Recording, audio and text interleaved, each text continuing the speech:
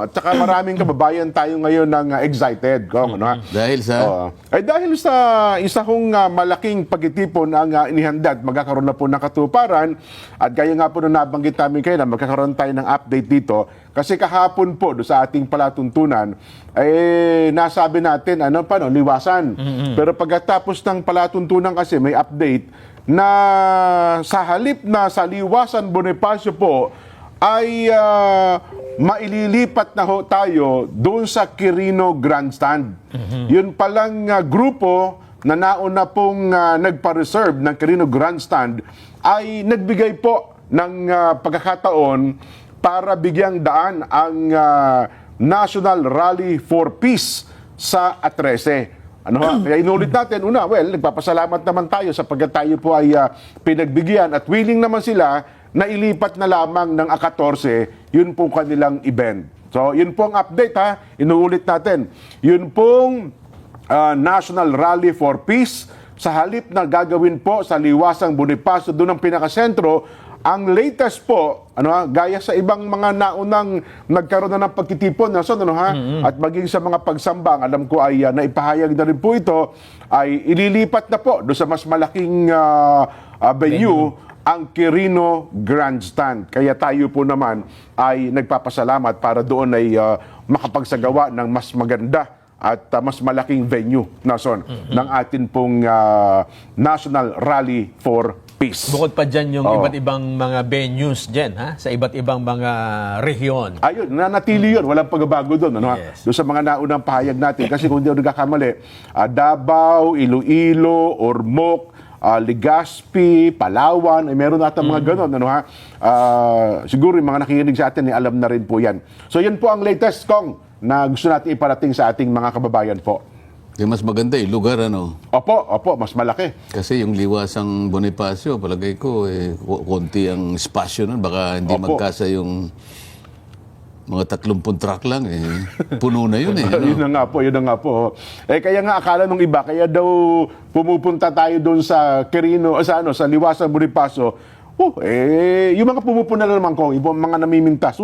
Kaya pala kayo diyan pumunta kasi kakaunti lang kayo Kaya kahit kaunti kayo, magmumukha kayo marami diyan sa Liwasang Bonifacio.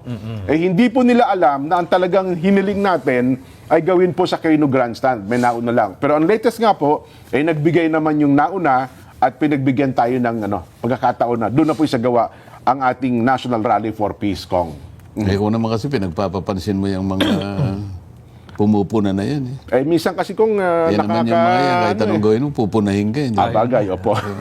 Ako hindi ko na pinagtitsagaan yung mga yan din. Ganun po ba? Ako naman minsan kasi pagka hindi nyo po pinuna, baka akala nila tama yung ginagawa nila, Kong. Kaya medyo para maramdaman nila, mali pala yung nasabi ko at least naramdaman nilang may pumupunak sa kanila, Kong.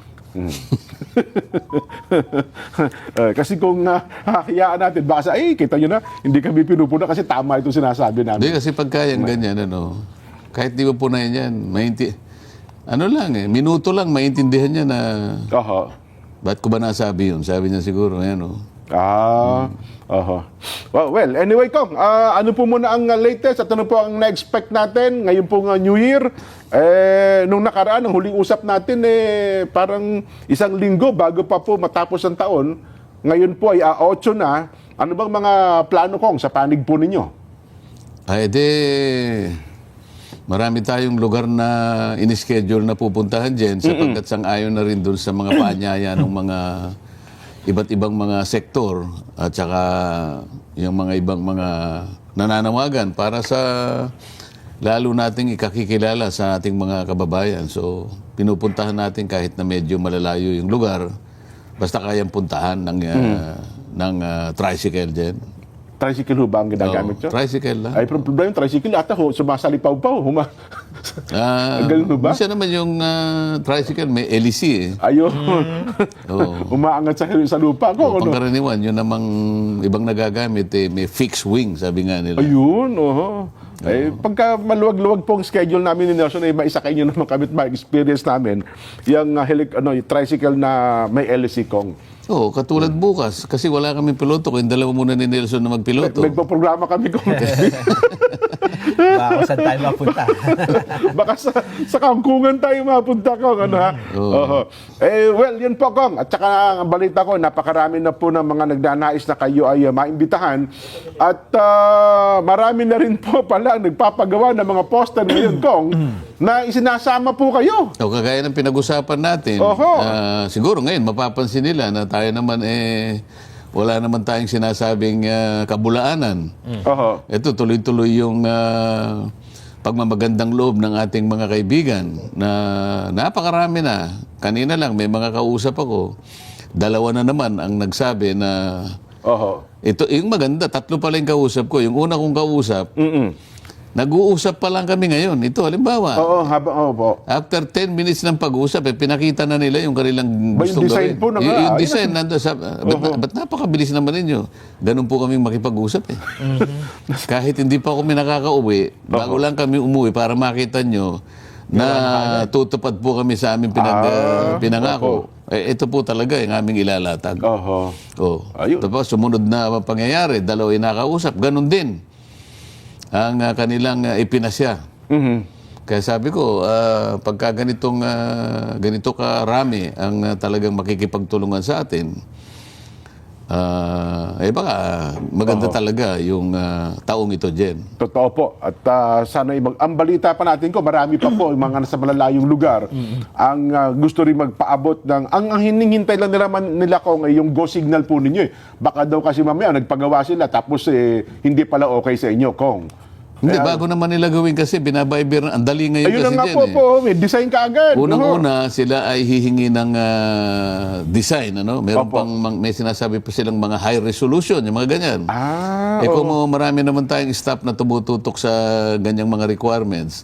So, depende sa kanilang pangangailangan kung gaano kalaki, Opo. kung anong tipo ng campaign material ang gusto nila, meron eh. Opo. So, ibabayber sa kanila. Ngayon, pagka naibayber sa kanila, i-design nila ngayon. Opo. Kasama na nga yung mga taong gustong makitandem. At pagkatapos, ibabalik sa atin kung okay na, kapag ginawa natin na ganyan, edi tuloy-tuloy na. Ayun. Ang Opo. kagandahan nito, kamukha ngayon habang tayo nag-uusap, may nag-text sa akin nga, papanhik ako ngayon dito, nag-text sa akin, akala ko nagbibiro lang, Jen. Opo. Kasi January 2025 na ngayon. Kasi nung mag-usap kami, ay halos kalahati ng Nobyembre. Aba, Sabi opo. niya, igagawa ko po kayo ng kalendaryo. Oho. O ngayon, pinakita niya sa akin habang papanhik ako ngayon, May disenyo na kung kagad. saan niya i-deliver. Hindi, gawa na eh. Gawa na. So, sinabi ko na lang, yung headquarters natin dito, malapit dito sa ating studio, dun yun na lamang dalhin. Ayun. Oho. So, pagkatapos, hindi pa ako nakakakabang ng malayo, yung isa pa, Opo. na gumawa naman siya ng flyers. Oho. Ganon din ang tinatanong niya kung saan i-deliver. Ayun. So sabi ko, doon na rin, doon sa siyang lugar na yun. Oho. Sa mga kapatid dyan, talagang maraming gustong tumulong sa atin. Opo. Ang iba nga ho dyan, Kong, sabi, willing kami na mismo ang gagastos, Kong. Huwag nyo nang isipin yung gagastosin niyo pa, no ha? Kayong dalawa na lang ni Nelson ang hinihintay kong gumastos eh. Medyo yung paggastos po problema namin.